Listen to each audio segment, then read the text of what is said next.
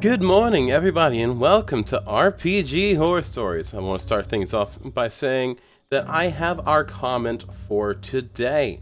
It is once again from Albert Austin 3. Rogue becoming that guy to destroy that DM is honestly the most rogue thing that he could have possibly done. And I have to say that I am inclined to believe not only is it the most roguish thing that the rogue could have done, but it's also the most chaotic good thing and wholesome in a way. I absolutely agree, Albert Austin. Thank you for liking my videos. I hope that you enjoy this one as well. On with the video. Now today we're bringing to you the tale of the blank character sheet. Too long did not read. After several months in a campaign, a player has a completely blank character sheet, much to our DM's chagrin. Now here's the actual story. Hi everyone, let me spin you a tale. The tale of the blank character sheet. This happened a few years ago, and I don't think anyone involved was really all that terrible, but it is a funny story. I think y'all may enjoy it. This was for a pre-written module, which one is not really important, and the only real character of note to the story is the Warlock.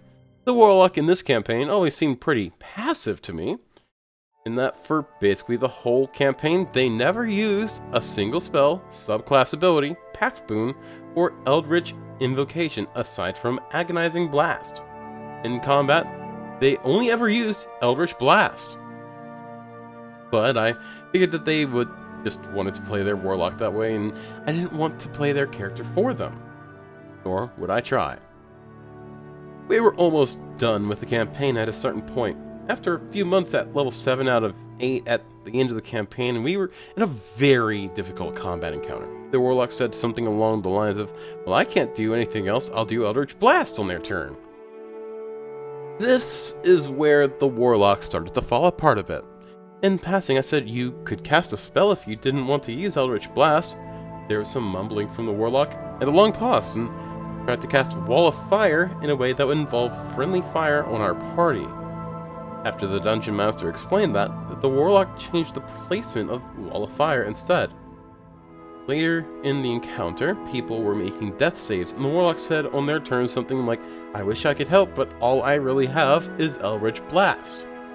They were playing a Celestial Warlock, and having played one before, I mentioned that they could use their first level ability to heal some of the characters that were down if they wanted to, as a bonus action. Here's some more mumbling, and then a roll of 1d6. This is not necessarily how that ability works. And the Warlock says, okay, player X, you get 4 hit points and I just used my second spell slot, so I can't use that again. The first level Celestial Warlock does not require the use of a spell slot. It has its own resource, and at level 7, that Warlock could have used it 7 more times. I tried to explain without trying to be a rules lawyer. That wasn't how the ability worked, but stopped at the Warlock started ranting about how complicated keeping track of all the spells and abilities was.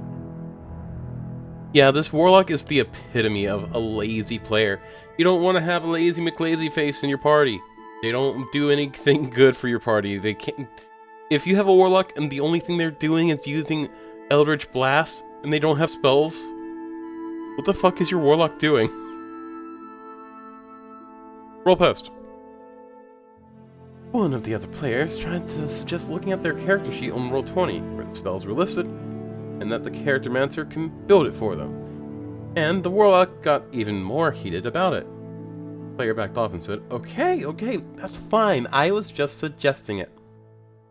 At this point, the Dungeon Master speaks up, says that they just took a look at the Warlock's character sheet on Roll20. And it's blank. Completely blank. The only thing on there is the HP and Eldritch Blast. The table fell silent for a moment, and the DM steps away for a break, clearly exasperated. The rest of the session went by a bit awkwardly, and we really only had 1 or 2 sessions left in the campaign, so this was kind of swept under the rug for the rest of the campaign until it was over. The Warlock was not a new character, and had played Dungeons & Dragons before. This was also not their first campaign on Roll20. Still don't really know why they did not try to use Roll20 or ask for help with it. Use D&D Beyond, some other online character sheet editor, or even a physical character sheet. But I still remember how dispirited the Dungeon Masters sounded when they said to the group that the Warlock's character sheet blank. After the campaign was over, the DM did not invite the Warlock back to the next campaign. As a Dungeon Master, I understood the feelings that our Dungeon Master had. It just felt so hard for our DM to put the effort into running the campaign and the prep and story for when the players to have a completely blank character sheet. Not make any sense to learn how their class works. I don't entirely have the Warlock side of the story, but this felt disrespectful. Anyway, it is not as bad as some of the other ones on here. I hope that the Warlock is having fun playing Dungeons & Dragons, or in general, is doing well. They weren't a bad person at all. I liked them, and I actually enjoyed playing with them most of the time, but I think as a bare minimum, you need to fill out a character sheet if you want to play Dungeons & Dragons. Now, I have no idea what possessed the Warlock player to have a blank character sheet in this place. It just seems kind of odd. You know, when you can't be bothered to take out even the small chore of making your own character sheet. I fear for what that bodes for the future of the campaigns in that party.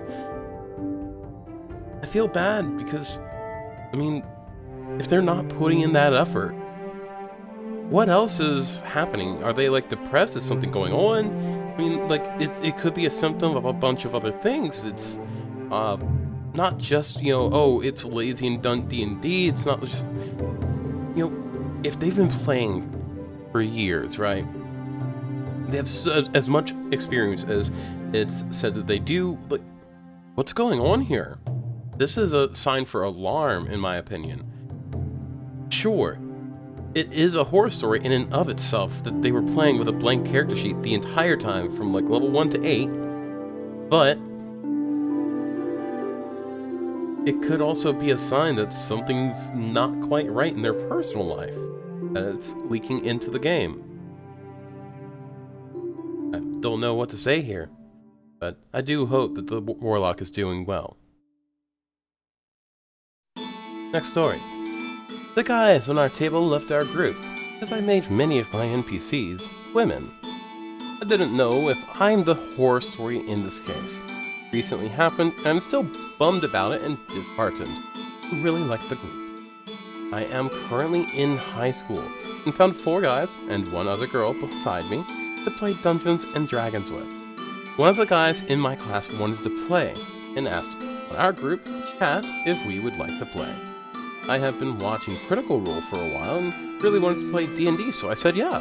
But I was nervous about being the only girl at the table, so I convinced another girl who I knew liked D&D to also play. Played for more than 2 months. We started playing in school, but we shifted to playing on Discord because it was more convenient. Our Dungeon Master had a short campaign planned from level 3 to level 10. I thought it was really great. The only problem I had was that there were very few female players, not much of a presence in the world.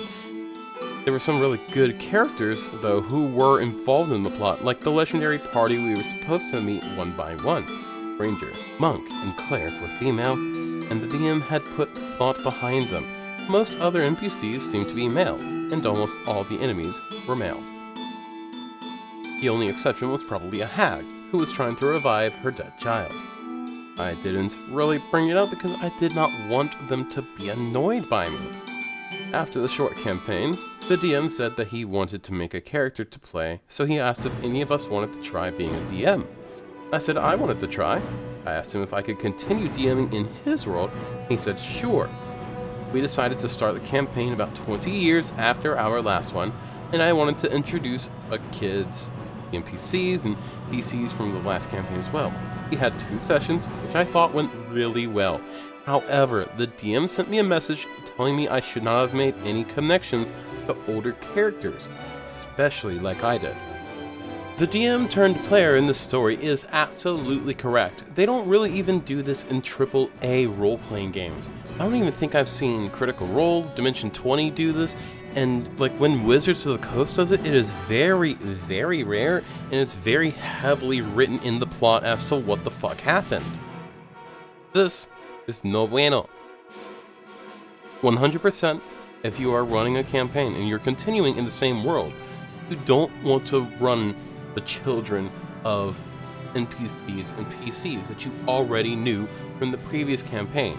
Because one, it makes things stale, and two, it opens a lot of doors to ruin and retcon the old campaign. And thusly makes a lot of the interactions that the previous players had, or in this case, a lot of the writing that the previous DM had and had planned, moot, inconsequential, and fucking useless.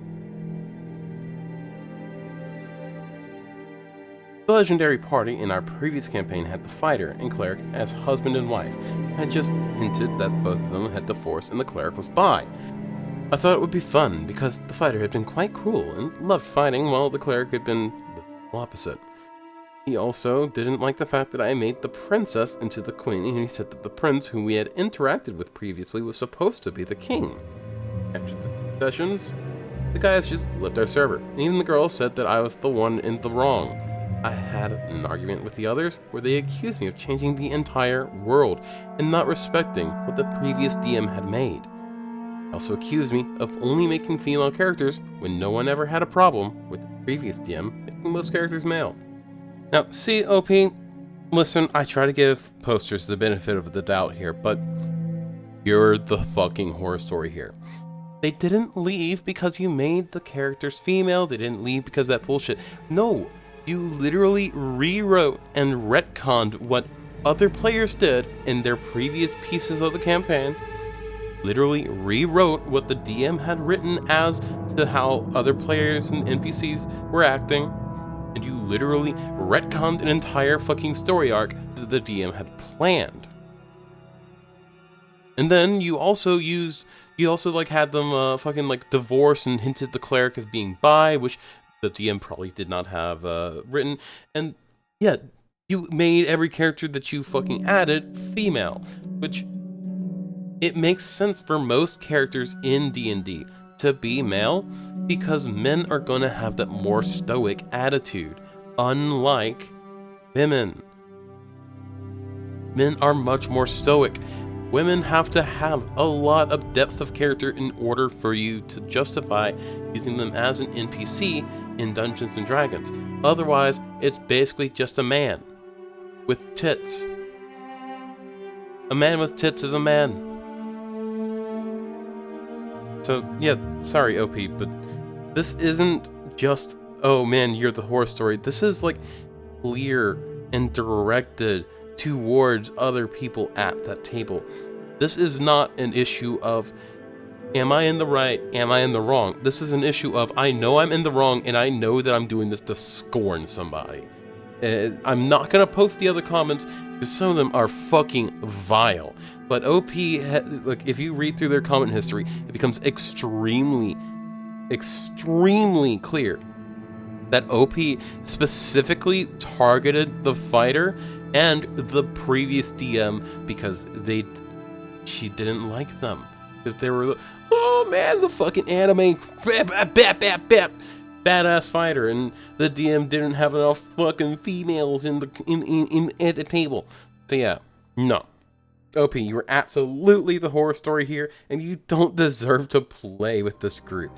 The group is straight up just too good for you. No wonder they fucking left. So, yeah, 5 out of 5 asshole score. That said, much love.